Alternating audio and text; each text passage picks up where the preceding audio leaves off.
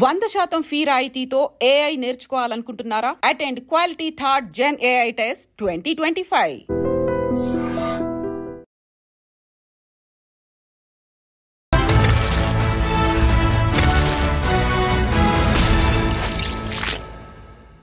అందరికీ నమస్కారం. నేను Swarupa Potlapalli. Welcome to iDream. అగ్రరాజ్యం అమెరికా 47వ అధ్యక్షుడిగా బాధ్యతలు స్వీకరించిన తర్వాత డొనాల్డ్ ట్రంప్ దూకుడుగా వ్యవహరిస్తున్నారు. ముఖ్యంగా అమెరికాలో ఉండి పార్ట్ టైం జాబ్స్ చేసుకుంటున్న విదేశీయుల వీసాలను రద్దు చేస్తామని ఆయన ప్రకటించారు. ఇంకొక వైపు ఫారినర్స్ కి జన్మతహా వచ్చే పౌరసత్వాన్ని కూడా ఫిబ్రవరి 20 తర్వాత రద్దు చేస్తామని ఆయన ఎగ్జిక్యూటివ్ ఆర్డర్ మీద సైన్ కూడా చేశారు. కాకపోతే అక్కడి న్యాయస్థానాలే ఆయన్ని తప్పుపట్టాయి. అలాగే ఆ ఆర్డర్ని తాత్కాలికంగా నిలిపివేస్తూ నిర్ణయం కూడా తీసుకోవడం జరిగింది. అలాగే విదేశాల నుంచి వచ్చే వస్తువుల మీద కూడా అధిక పన్ను విధించడం, ఇలా రకరకాలుగా ట్రంప్ తీసుకుంటున్న నిర్ణయాలు చర్చనీయాంశంగా మారాయి. ఇప్పుడు భారత్ కూడా ట్రంప్ నిర్ణయాల మీద ఆచితూచి వ్యవహరిస్తోంది. అయితే ఇవన్నీ కూడా ఈ రెండు దేశాల సంబంధాల మీద ఎలాంటి ప్రభావం చూపించబోతున్నాయి? ప్రస్తుతం నాతో పాటు అమెరికాలో 30 ఏళ్లుగా ఉంటున్న ఎన్ఆర్ఐ అలాగే జీటీఏ ఫౌండర్ విశ్వేశ్వర్ రెడ్డి గారు ఉన్నారు. ఆయనతో మాట్లాడి వీటన్నిటి మీద ఒక మంచి అనాలిసిస్ తీసుకుందాం. సార్ నమస్తే. నమస్కారం. ముఖ్యంగా ఈ పార్ట్ టైం జాబ్స్ చేస్తున్న వాళ్ళ వీసా రద్దు గురించి మాట్లాడుకుందాం సార్. ఎందుకంటే మన భారతీయులు 3 లక్షల మంది విద్యార్థులు అక్కడ ఉన్నారు. ఎప్పుడైతే ట్రంప్ ఈ నిర్ణయం తీసుకున్నారో ఆ తర్వాత జరిగిన చెకింగ్స్లో 18,000 మంది మన భారతీయులు పట్టుబడ్డారు. దీంతో అసలు ఇక్కడ ఉంటున్న తల్లిదండ్రులు, అక్కడ ఉంటున్న పిల్లల్లో చాలా టెన్షన్ మొదలైంది. ఎందుకంటే అమెరికాలో చదువుకోవడం అంటే చిన్న విషయం కాదు. లక్షల రూపాయలు కావాలి, కనీసం 50 లక్షలు కావాలి 2 ఏళ్ళు అయితే చదువుకోవాలంటే. అలాంటప్పుడు జాబ్స్ చేయక తప్పని పరిస్థితి. దీని మీద రకరకాల అపోహలు అయితే ఉన్నాయి. మీలాంటి సీనియర్ ఎన్ఆర్ఐస్ దీని మీద ఒక క్లారిటీ ఇస్తే అందరికి కూడా టెన్షన్ తీరిపోతుంది. తప్పకుండా. టిపికల్గా ఏంటంటే ఈ వీసా సిస్టంలో మన వాళ్ళు స్టూడెంట్ రూపకంగా అక్కడికి వస్తారు. అంటే మేజర్గా వచ్చే దానిలో F1 వీసా అని అంటారు. తర్వాత H1B వీసా ఒకటి ఉంటుంది స్కిల్డ్ లేబర్లో. తర్వాత మన పేరెంట్స్ కానీ ఇన్లాస్ కానీ వచ్చేది విజిటర్ వీసా మీద వస్తుంటారు. అంటే ఇప్పుడు ఎకో సిస్టంలో ఈ 3 అయితే ఇంటిగ్రేట్ అయి ఉంటాయి. ఇంకా there are number of visa types ఉన్నాయి. ఆల్ఫాబెటికల్ లెటర్లో A to Z మధ్యలో ప్రతి లెటర్కి ఏదో ఒక వీసా టైపు అమెరికా వెల్కమ్ చెప్తుంటుంది. అంటే కంట్రీ లోపలికి రావడానికి, because as this is an immigrant country they welcome everyone. So ఇక్కడ ఉన్న సిచ్యువేషన్ అంటే మేజర్గా మనకి ఇంపాక్ట్ ఏంటంటే F1 వీసాలో వీసాకి వెళ్ళే ముందు మనం ఏం చెప్తామంటే అక్కడ I-20 అని ఒకటి ఫామ్ ఉంటుంది. అందులో ఏం రాస్తారు, కాలేజ్ ఫీజు ఉంటుంది, కాలేజీలో బోర్డింగ్ అండ్ లాడ్జింగ్ ఫీజు ఉంటుంది.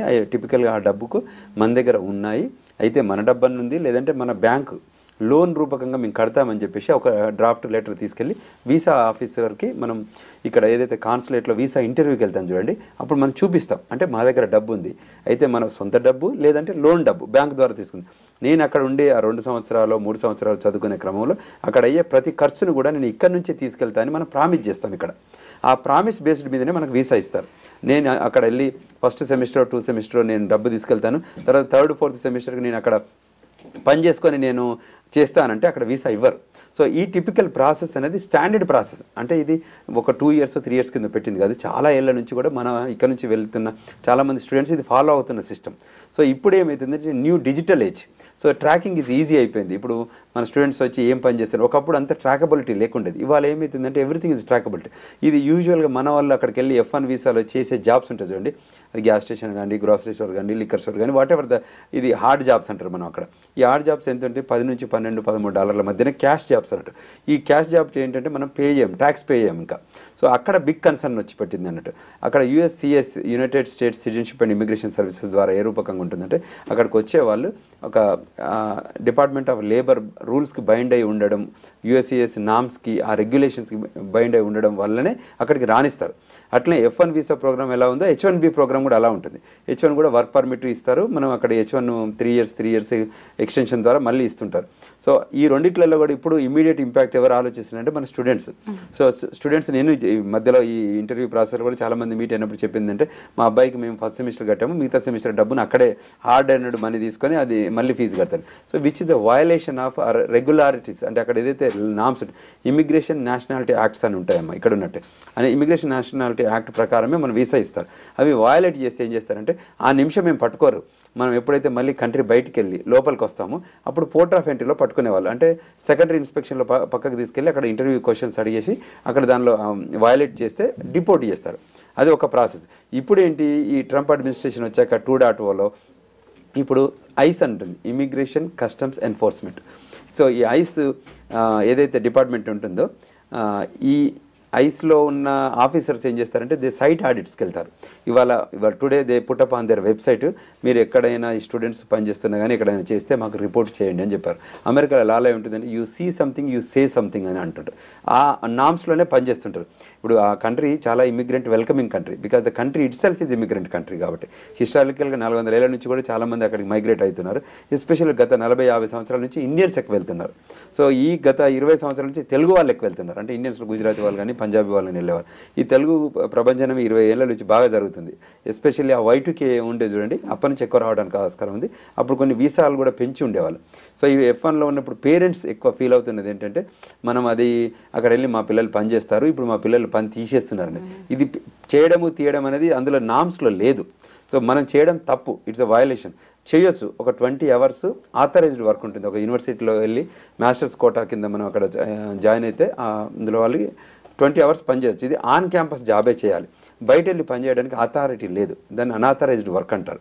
సో ఇందులో మనం వెళ్తే తప్పకుండా మనం వయలేట్ చేసినట్టు అవుతుంది. కాబట్టి ఆ కంట్రీ నామ్స్లో మనం ఉండాలనేది మన ఉద్దేశం. సో దాన్ని మనం ప్రాపర్గా కమ్యూనికేట్ చేయగలిగితే స్టూడెంట్స్ కానీ స్టూడెంట్స్ పేరెంట్స్ కానీ ఒక ఎడ్యుకేషన్ ఇవ్వగలిగితే వాళ్ళు ప్రిపేర్ అయి ఉంటారు. సో మనం ఎక్కడైతే లెటర్ ఇచ్చామో మనం ఎన్ని లక్షలు అవుతాయి అన్ని లక్షలు మనం సపోర్ట్ చేస్తామని చెప్పి మళ్ళీ మనమే వయలేట్ అవుతున్నాం కదా. సో ఒకసారి జాయిన్ అయ్యాక అంటే కంట్రీ లోపలికి వెళ్ళాక మనం కరెక్షన్ చేస్తున్నాం. Correction they are not welcoming it.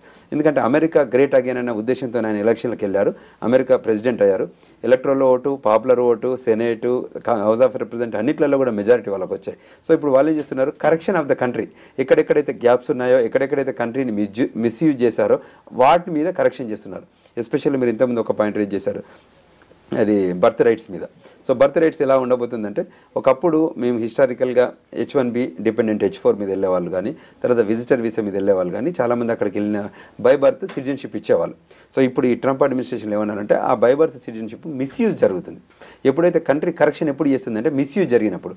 So దాన్ని ఏమంటే బర్త్ టూరిజం లాగా మార్చేస్తారు. సో మన వాళ్ళు విజిటర్ వీసా మీద వెళ్ళిన వాళ్ళు కానీ మిగతా సౌత్ అమెరికన్ కంట్రీస్ కానివ్వండి, లాటిన్ అమెరికన్ కానివ్వండి, కరేబియన్ ఐలాండ్ నుంచి వచ్చిన వాళ్ళు ఏంటంటే వాళ్ళు ల్యాండ్ బార్డర్స్ ఉంటాయి వాళ్ళ కంట్రీస్కి. మనం అంటే ఎయిర్లో వెళ్ళాలి కానీ వాళ్ళకి ల్యాండ్లో. సో ఒక హిస్టారికల్గా ఏంటంటే వాళ్ళు టన్నెల్ రూపకంగా కానివ్వండి, గోడల దింకు రూపకంగా పెద్ద బార్డర్, ల్యాండ్ బార్డర్. సో ఎక్కడెక్కడనో ట్రక్కుల రూపకంగా చాలా వేల మంది హిస్టారికల్గా అనాథరైజ్డ్గా వెళ్ళారు కంట్రీ లోపలికి. ఇల్లీగల్ ఇమిగ్రేషన్ అంటారు దాన్ని. సో వెళ్ళిన వాళ్ళు ఏం చేస్తున్నారు, వాళ్ళకి అక్కడ పిల్లలు పుడితే ఏమవుతారు, వాళ్ళు సిటిజన్స్ అవుతున్నారు. సో ఇది దాంతో ఏమవుతుందంటే కంట్రీ ఎకనామిక్ దానిలో ఇబ్బంది అవుతుంది. సో దాన్ని కంట్రీ ఏమవుతుందంటే we need to correct it. It's also ఈ సదరన్ కంట్రీస్ నుంచి వచ్చే వాళ్ళని కూడా ఆపాలంటే this is the best thing అని చెప్పేసి ఆయన he introduce that bill. So అది ఎగ్జిక్యూటివ్ ఆర్డర్ ఇచ్చాడు. సో దాన్ని మీరు ఇంతకుముందు అన్నట్టు Democratic Party, because is Republican Party కాబట్టి డెమోక్రటిక్ పార్టీ వాళ్ళు ఏం చేస్తారంటే మైగ్రేషన్ ఫ్రెండ్లీ, ఇమిగ్రేషన్ ఫ్రెండ్లీ కాబట్టి ఇది నో ఇది నాట్ కరెక్ట్ అని చెప్పి వాళ్ళు కంట్రీస్ ఏదైతే గవర్నర్స్ ఉన్నారో వాళ్ళు నెగటివ్ దాన్ని ఇంపాక్ట్ చేస్తున్నారు. అదేవిధంగా వాషింగ్టన్ స్టేట్లో ఉన్న కోర్టు సిస్టంలో కూడా వాళ్ళు కూడా ఏం చెప్పారంటే దీన్ని హోల్డ్ చేసి పెట్టారు. దీని మీద అంటే మీరు ఎగ్జిక్యూటివ్ ఆర్డర్ ఇచ్చే కంటే ఎక్కువ దీన్ని కాన్స్టిట్యూషనల్ అమెండ్మెంట్ చేస్తే బాగుంటుంది అనేది వాళ్ళ ఉద్దేశం. అంటే ఏదైనా ప్రాపర్గా వెళ్తే బాగుంటుంది. దానిని president take a decision rather than discussing in the Senate or Congress Capitol హిల్లో డిస్కస్ చేసి ఒక అంటే కన్సెన్సస్గా తీసుకొస్తే బాగుంటుంది. సో ఆయన చెప్పే విధానం ఏంటంటే ఒకప్పుడు లాస్ట్ అడ్మినిస్ట్రేషన్లో ట్రంప్ గారు ఏం చేశారంటే ఒక 7 కంట్రీస్ మీద బ్యాన్ చేశాడు, ఇస్లామిక్ కంట్రీస్ మీద టిపికల్గా ఆయన బ్యాన్ చేస్తే అప్పుడు ఏం చేశారు, ఇట్లనే సేమ్ డిస్కషన్ డిబేట్స్ అయింది. బట్ చివరికి అది సుప్రీంకోర్టుకి వెళ్ళింది. సుప్రీంకోర్టు ఆయన డెసిషన్ని ఎండార్స్ చేసింది. సో ఆయన లాస్ట్ టైం గవర్నెన్స్లో ట్రంప్ 1.0లో తీసుకున్న చాలా ఎగ్జిక్యూటివ్ ఆర్డర్స్ కూడా ఏమైందంటే కొన్ని డినే అయ్యి కూడా అయ్యాయి. అంటే వీళ్ళు కోర్టు ఒప్పుకోకపోవడం కోర్టు. సో ఇప్పుడు కూడా ఆయన కొన్ని ఎగ్జిక్యూటివ్ ఆర్డర్ తీసుకున్నారు కదా, అన్నీ యాక్సెప్ట్ చేయాలని రూల్ ఏం లేదు, కొన్ని డినే కూడా కావచ్చు. బట్ ఈయన తీసుకున్న కొన్ని నిర్ణయాలు ఎస్పెషల్లీ ఏంటంటే కంట్రీలో ఇల్లీగల్ మైగ్రేషన్ జరిగిందని ఏదో రకంగా ఎవరెవరు కరెక్ట్ చేయాల్సింది కదా. ఇప్పుడు ఇక్కడ ఇల్లీగల్ కనెక్షన్లో హైడ్రా రూపకంగా మనకి జరిగింది చూడండి, ఆ టైప్. ఇది కూడా సిమిలర్ టిపికల్ ఆ టైప్ ఆఫ్ యాక్టివిటీ కదా. ఎవరైతే ఇల్లీగల్గా వచ్చారో వాళ్ళని మేము కంట్రీ బయటికి పంపుతాము ఆ ఉద్దేశంతో ఇప్పుడు కొలంబియాకు పంపించారు. ఇప్పుడు అందులో కూడా క్రిమినల్ బ్యాక్గ్రౌండ్ ఉన్న వాళ్ళని, ఎస్పెషల్లీ క్రిమినల్ బ్యాక్గ్రౌండ్ వాళ్ళని ఫస్ట్ టేకప్ చేస్తున్నారు. తర్వాత వయలేషన్ ఎవరైతే చేస్తున్నారో, ఇమిగ్రేషన్ అనేది కూడా ఒకటి కంట్రీకి ఇంపార్టెంట్ సబ్జెక్ట్. సో అందులో గ్యాప్ ఇచ్చిన వాళ్ళని కూడా వీళ్ళు చేయగలిగి ఇప్పుడు ఆ నిర్ణయమే తీసుకుంటున్నారు. అది కొద్దిగా మనకు రప్చర్ అవుతుంది. బర్త్ రైట్ సిటిజన్షిప్ అనే దానికి వచ్చినప్పుడు ఇప్పుడు H1B అలాగే L1 మీద వచ్చిన వాళ్ళకి ఖచ్చితంగా లేదు, గ్రీన్ కార్డ్ హోల్డర్స్కి మాత్రమే అని ఆయన చెప్పారు కదా. మరి ఇక్కడ ప్రాబ్లం వస్తుంది కదా, అందరికీ గ్రీన్ కార్డ్ ఉండదు, మరి వాళ్ళ పిల్లలకి బర్త్ రైట్ సిటిజన్షిప్ క్యాన్సిలేషన్ అనేది ఇబ్బందే కదా భారతీయులకు కావచ్చు, వేరే కంట్రీస్ వాళ్ళకి కూడా. అది చాలా ఇబ్బందికరమైన పరిణామము. కానీ ఏం చేస్తారంటే ఆ ప్రోగ్రామ్ అంటే బర్త్ రైట్ సిటిజన్షిప్ హిస్టారికల్గా 100 ఏళ్ళ పైగా ఇస్తూ వస్తున్న దాన్ని మిస్యూజ్ చేస్తున్నారు. అంటే ఇప్పుడు if they are using properly they don't stop it, they are misusing అన్న దాని మీదనే ఆయన కన్సర్న్. ఇప్పుడు మనకి ఆయన ఏం రూల్ పెట్టారంటే ఈ బర్త్ రైట్లో మదర్ కానీ ఫాదర్ కానీ ఒక గ్రీన్ కార్డ్ హోల్డర్ కానీ సిటిజన్ అయితేనే మేము ఇస్తాము, కానీ ఇట్లా ఇమిగ్రెంట్ అంటే టూరిజం లాగా వచ్చేసి మేము పిల్లల్ని కనేసి మేము వెళ్ళిపోతామని అంటే సో దాంతో ప్రొడక్టివిటీ వాళ్ళకి రావట్లేదు, అంటే వాళ్ళ ఎక్స్పెక్టేషన్స్ వేరే ఉన్నాయి, దాని ద్వారా మిస్యూజింగ్ ఆఫ్ దట్ లాను చేస్తున్నారు అన్న ఉద్దేశంతో ఆయన కరెక్షన్ చేస్తున్నారు. ఇక్కడ అందులో భాగంగానే చేశారు తప్ప వేరే లేదు. సో ఇప్పుడు కూడా అమెరికా గ్రేట్ అగైన్ అన్నప్పుడు ఆయన ఉద్దేశం ఏంటి, అమెరికన్ ఇంట్రెస్ట్లో పనిచేయాల్సి వస్తుంది కదా, సో అమెరికా ఇంట్రెస్ట్లో ఆయన పనిచేస్తున్నారు. అందువల్లనే ఈ కొత్త పాలసీస్ ఎకనామిక్ పాలసీ తీసుకొస్తున్నారు. అంటే ఆ గ్లోబల్ మైగ్రేషన్లో ఏముంటుంది, ఎకనామిక్ పాలసీ ఉంటుంది, ట్రావెల్ పాలసీ ఉంటుంది, కామర్స్ పాలసీస్ ఉంటాయి, వీసా పాలసీస్ ఉంటుంది, బయలాటరల్ ఇష్యూస్ ఉంటాయి, ఎక్స్టర్నల్ అఫైర్స్ ఉంటాయి. ఈ అన్ని లైన్స్లో కూడా వాళ్ళు చాలా డెసిషన్ తీసుకుంటారు. కంట్రీ ఆ ఐడియాలజీ ప్రకారం వెళ్తుంటుంది, వేరియస్ కంట్రీస్తోనే డైలాగ్ అవుతుంది. ఇప్పుడు మనకు మోడీ గారు కూడా వెళ్తున్నారు అమెరికాకి, సో వాళ్ళు కూడా ఈ సబ్జెక్ట్స్ మీద డిస్కస్ చేస్తారు. కాకపోతే వాళ్ళు ఏ నిర్ణయం తీసుకున్నా అది ఇండియా కోసం అని తీసుకోవట్లేదు, వాళ్ళు గ్లోబల్లో తీసుకుంటున్నారు. అన్ని కంట్రీస్ ఇంపాక్ట్ అవుతాయి ఆ ఇంపాక్ట్. కానీ మనకేంటంటే మనం ఇక్కడ ఉన్న వాళ్ళు ఈ మధ్య వైట్ కలర్ దాంట్లో మన వాళ్ళు ఎక్కువ వెళ్ళడం వల్ల, బ్రౌన్ కమ్యూనిటీ నుంచి మనం ఎక్కువ వెళ్ళడం వల్ల మనం ఎక్కువ యూటిలైజ్ చేసుకుంటున్నాం. ఎందుకంటే లాస్ట్ 10 years నుంచి స్టూడెంట్స్ చూడండి, ఇప్పుడు Hyderabad consulate is the biggest consulate in the south Asia. So ఒకప్పుడు ఇక్కడ కాన్సులేటే లేదు, మేము వెళ్ళినప్పుడు అసలు ఇక్కడ కాన్సులేటే లేదు, మేము చెన్నైకి వెళ్ళి వీసా తీసుకొని వెళ్ళేవాళ్ళం. సో ఈ క్రమంలో మేమేమంటున్నామంటే ఈ ఆపర్చునిటీ ఏమి ఇచ్చింది అమెరికా, ఎందుకు ఇక్కడ యూఎస్ కాన్సులేట్ పెట్టింది అంటే మోర్ పీపుల్ని వెల్కమ్ చెప్పడానికి పెట్టింది తప్ప డినై చేయడానికి కాదు కదా, రిజెక్ట్ చేయడానికి కాదు. సో మీరు ఏం చెప్తున్నారంటే వాళ్ళు ఏదైతే వీసా సిస్టంలో ఎకో సిస్టంలో పెట్టారో ఆ నామ్స్ ఉన్నాయో, ఆ పాలసీ ఉన్నాయో, ఆ రెగ్యులేషన్స్ ఉన్నాయో అదే అబైడ్ అయ్యి మా కంట్రీకి రండి, మీరు మాకు ల్యాండ్ ఆఫ్ ఆపర్చునిటీ ఉంది, లా ఆఫ్ ద ల్యాండ్ అని ఫాలో కండి అని చెప్తున్నారు. సో అందులో డెఫర్ చేయొద్దు అనేది మా ఉద్దేశం. ట్రంప్ ఏ నిర్ణయాలు తీసుకున్నా ముందు మన తెలుగు వాళ్ళ గురించే చర్చ వస్తూ ఉంటుంది sir. America vice president JD Vance wife Usha Chilukuri మన తెలుగు ఆమె కదా, అయితే ఇప్పుడు ఆయన తీసుకున్న డెసిషన్ ప్రకారం ఆమెది కూడా సిటిజన్షిప్ క్యాన్సిల్ చేస్తారా అని చెప్పి ఒక చర్చ జరిగింది. ఎందుకంటే వాళ్ళ అమ్మ నాన్న కూడా అక్కడి వాళ్ళు కాదు కాబట్టి దీని విషయంలో ఎలా ఉండొచ్చు సార్? మంచి పాయింట్ అమ్మా. అయితే టిపికల్గా ఏంటంటే ఇది హిస్టారికల్ యాక్ట్, ఒక 14th Amendmentలో ఓపెన్ అప్ అయింది సబ్జెక్ట్ కాబట్టి ఇప్పటి వరకు ఇస్తున్నారు. అంటే పాస్ట్ని టచ్ చేయరు, ఫ్యూచర్కి ఇవ్వరు. అంటే హిస్టారికల్గా ముందు ఇచ్చారు, ఇవ్వలేదని లేదు. సో ఆ ఇచ్చిన దాన్ని మనం కంటిన్యూగా ముందుకు తీసుకెళ్లాలనేది ఒక ఉద్దేశం, ముందుకెళ్ళాలనేది. సో ఇప్పుడు ముందు నుంచి వెళ్ళటానికి కోసం ఉన్న యాక్టివిటీ మీద మనం కన్సర్న్, అంటే 19 తర్వాత పుట్టబోయే పిల్లలకు తప్ప ఇప్పుడు పుట్టిన వాళ్ళు కానీ ప్రీవియస్గా ఇప్పుడు ఉషా గారు సో బై బర్త్ సిటిజన్షిప్ ద్వారానే వచ్చింది ఆమెకు కూడా. So we all know about it, it's not that. So హిస్టారికల్గా ఇప్పుడు ట్రంప్ వైఫే ఉంది కదా, షీజ్ అన్ ఇమిగ్రెంట్, మీకు అందరు కదా ఆమె ఇప్పుడు current wife is an immigrant. Even she's not a birth citizen కాదు, ఆమె ఫారెన్ కంట్రీ నుంచి వచ్చి గ్రీన్ కార్డ్ రూపకంగా వచ్చి సిటిజన్ అయిన రూపకం.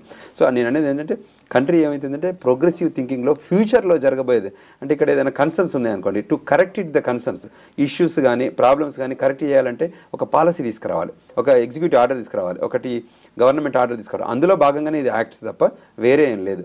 అంటే ఇది ఇండియన్స్ వస్తున్నారు వీళ్ళని ఆపాలనో, ఇండియన్స్ వస్తున్నారు వాళ్ళు ఇబ్బంది అవుతున్నారు, మనం వెళ్ళి చేసే జాబ్స్ అది అమెరికన్ జాబ్స్, అక్కడ ఉన్న వాళ్ళు చేసుకునే జాబ్స్, అమెరికన్ జాబ్స్ను వదిలి మనం వద్దంటున్నాం కాబట్టి ఆ లైన్లో వెళ్తున్నాం. మనం ఆ జాబ్స్ని మనం తీసుకోవద్దు. మనం తీసుకునే జాబ్స్ H1 మీద వెళ్ళే జాబులు $100,000 ఉంటాయి, $60,000 ఉంటాయి. ఆ జాబుల కోసం పరిచయాలు ప్రాపర్ ఎడ్యుకేషన్ చేసుకున్నాం అనుకోండి మంచి జాబ్స్ వస్తాయి. మనం ఎడ్యుకేషన్ పక్కకు పెట్టి ఈ హార్డ్ జాబ్స్ ఎందుకు చేయడం మనం చేయొద్దు. ఇవి అవి మేము urging to all the students కానీ పేరెంట్స్ కానీ చెప్పేది ఏంటంటే మీ పిల్లలకి చదువుకోవడానికి మీరు ఏదైతే ప్రామిస్ చేసి లెటర్ ఇచ్చారో మా దగ్గర డబ్బు ఉందని కానీ లేకపోతే బ్యాంక్ లోన్ ద్వారా చదివిస్తామన్నారో కోర్స్ కంప్లీట్ అయ్యే దాకా మీరు సపోర్ట్ చేయండి, పిల్లల్ని ఎడ్యుకేట్ చేయమండి, మంచి స్కిల్ తీసుకోమండి, మంచి జాబ్ H1లో మంచి $100,000 తీసుకోండి.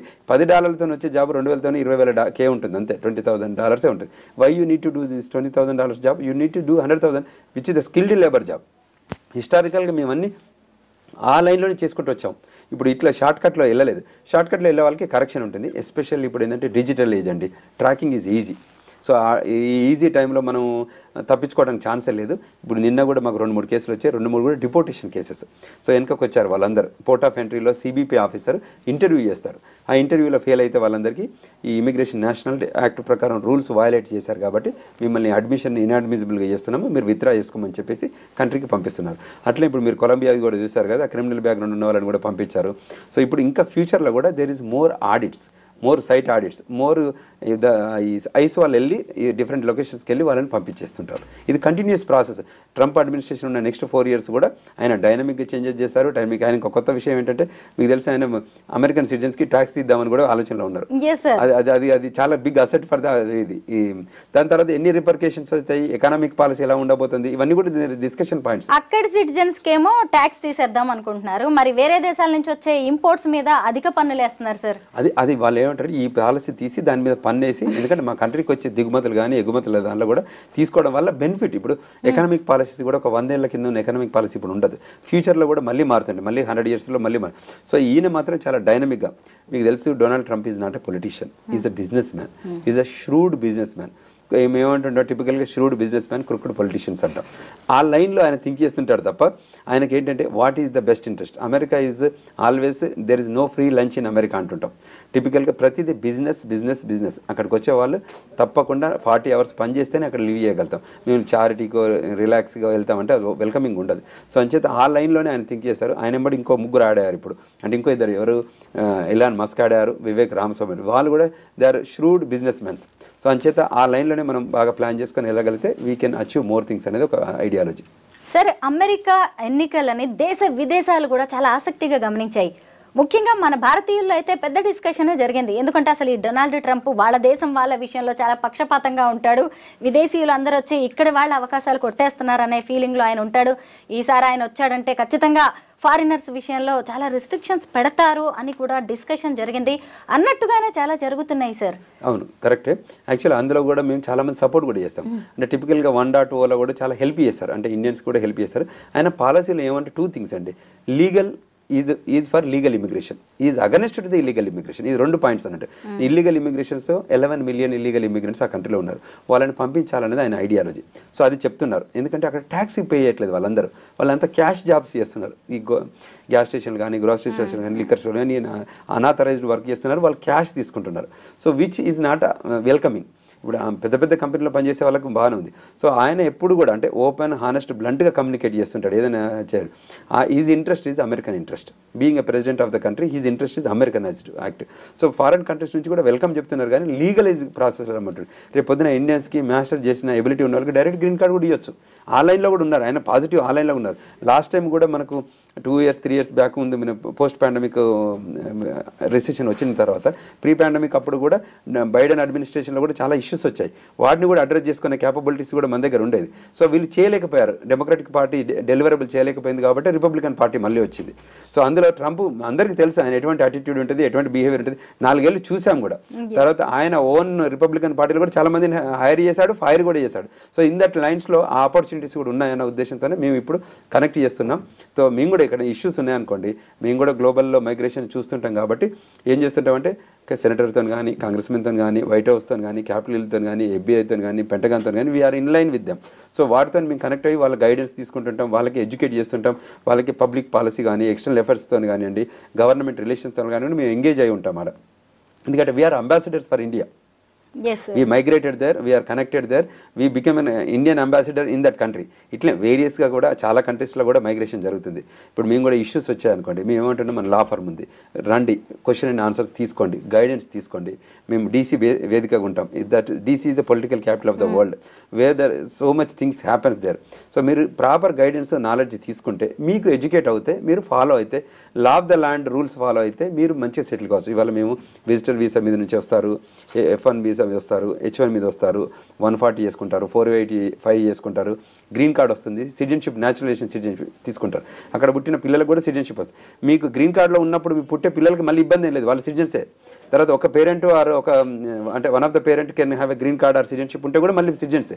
Only thing is non immigrant intent ఉన్న వాళ్ళు, ఏలియన్స్ ఉన్న వాళ్ళు ఎవరైతే ఉన్నారో వాళ్ళకే మేము కన్సర్న్ చూపిస్తున్నాం అనేది ట్రంప్ గారి ఆలోచన విధానం. సో ఆ లైన్లో ఇన్ లైన్లో ఉండగలిగితే వీఆర్ ఆల్ గుడ్, దానిలో ఇష్యూ ఏం లేదు. మేము చెప్తున్నది ఏంటంటే మన గ్లోబల్ తెలంగాణ నుంచి కానివ్వండి, మన ఇమిగ్రేషన్ లా ఫర్మ్ నుంచి కానివ్వండి, we guide them, we educate them, we counsel them, we give good knowledge to them so that they can act accordingly following the law of the land. Donald Trump తీసుకున్న ప్రతి నిర్ణయంలో ఉన్న మైనస్ల గురించి అందరూ మాట్లాడుతున్నారు sir. భారతీయులకి plus అయ్యే నిర్ణయాలు ఆయన ఏమైనా తీసుకున్నారా? చాలా నిర్ణయాలు ఉన్నాయి. లాస్ట్ టైం అడ్మినిస్ట్రేషన్లో కూడా వాళ్ళు పీపీపీ లోన్ ఇచ్చారు. చాలామంది ఐటీ కంపెనీ ఓనర్స్ కూడా మన వాళ్ళు బెనిఫిట్ అయ్యారు దాని రూపకంగా. తర్వాత స్పిల్ ఓవర్డ్ వీసాలను కూడా ఓపెన్ చేశారు. EB1, EB2, EB3లో కూడా 2015 దాకా కూడా ప్రయారిటీ డేట్ని తీసుకొచ్చారు. చాలామందికి గ్రీన్ కార్డులు వచ్చాయి ఆయన అడ్మినిస్ట్రేషన్ టైంలో. అంటే ఆ పాలసీతోనే కాకుండా కానీ స్పిల్ ఓవర్ రూపకంగా కూడా ఆ గ్రీన్ కార్డులు వచ్చాయి. సో అటువంటి ఐడియాలజీ కూడా మనకు అడ్వాంటేజ్ అయింది. సో ఇప్పుడు కూడా ఏమిటంటే ఇండియన్స్ అంటే దే లైక్. ఇప్పుడు మోడీకి ఉన్న ట్రంప్కి మధ్యన సౌహృదమైన రిలేషన్స్ ఉన్నాయి. సో తర్వాత ఇండియా మీద వాళ్ళకి లేదు, ఇండియన్స్ మీద ఆయన రెస్పెక్ట్ ఉంది. Because hard working people, loyal to the country, they are more organised, డిసిప్లిన్గా ఉంటారు అనేది ఒక పాలసీ రూపకంగా ఉంది. సో అది హిస్టారికల్గా అంటే నాట్ ఇండియన్స్ ఇవ్వాలని కాదు, అందులో ఆయనే ప్రోగా ఉంటారు. ఏదైనా ఇండియన్ స్పెసిఫిక్గా ఇష్యూ ఉంటే దెన్ గవర్నమెంట్ ఆఫ్ ఇండియా కూడా ఇన్వాల్వ్ అవుతుంది, ఎక్స్టర్నల్ అఫైర్స్ మినిస్ట్రీ కూడా ఇన్వాల్వ్ అవుతుంది, డిపార్ట్మెంట్ ఆఫ్ స్టేట్ రెండు టాక్ చేస్తారు, దాని సొల్యూషన్ ప్రొవైడ్ చేస్తారు. సో అంచేత మనకి ఇండియా వాళ్ళు ఏదైనా కూడా అంటే American point of view and Indian counter point of వ్యూలో వీళ్ళ ఎక్స్టర్నల్ అఫైర్స్ దాని మీద కూడా they will have a dialogue. Every time మంచి డైలాగ్ అవుతుంది. దే విల్ డెలివర్ దస్. ఇక్కడ కన్సర్న్స్ ఉంటే అడ్రస్ చేసుకుంటారు. సో అందులో ఇష్యూస్ ఏం లేవు. Thank you so much sir. ఎందుకంటే ట్రంప్ డెసిషన్స్కి సంబంధించి అందరిలో చాలా భయాలు అయితే ఉన్నాయి. వాటన్నిటిని కూడా పోగొట్టడానికి ఖచ్చితంగా మీ ఇంటర్వ్యూ హెల్ప్ అవుతుందని అనుకుంటున్నాను. Thank you so much once again. Thank you very much. నాకు ఆపర్చునిటీ ఇచ్చి iDream ద్వారా ఇప్పుడు ఎడ్యుకేషన్ ఇస్తున్నారు. ఇది గ్రేటెస్ట్ అసెట్. ఎందుకంటే అవేర్నెస్ ఇవ్వడం ఇంపార్టెంట్. వాళ్ళని అందరినీ పేరెంట్స్ని కూడా వెల్కమ్ చెప్తున్నాము, ఈ స్టూడెంట్స్ని కూడా ఇప్పుడు కూడా రమ్మంటున్నాం. ఇంకా మనకి వీసాలో ఇస్తున్నారు. మన హైదరాబాద్ కాన్సులేట్ ఉంది.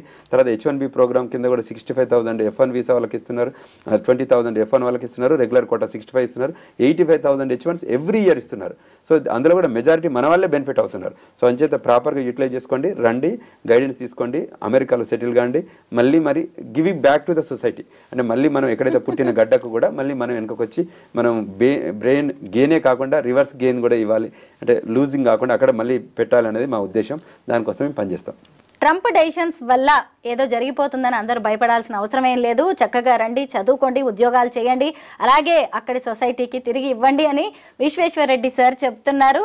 అయితే మీరెవరూ భయపడాల్సింది ఏం లేదు. ఎప్పట్లాగే చక్కగా మళ్ళీ భారత్ అలాగే అమెరికా సంబంధాలు ఎప్పట్లాగే నడుస్తాయి. భయపడాల్సిన అవసరం ఏం లేదు. Thank you so much sir. Thank you very much.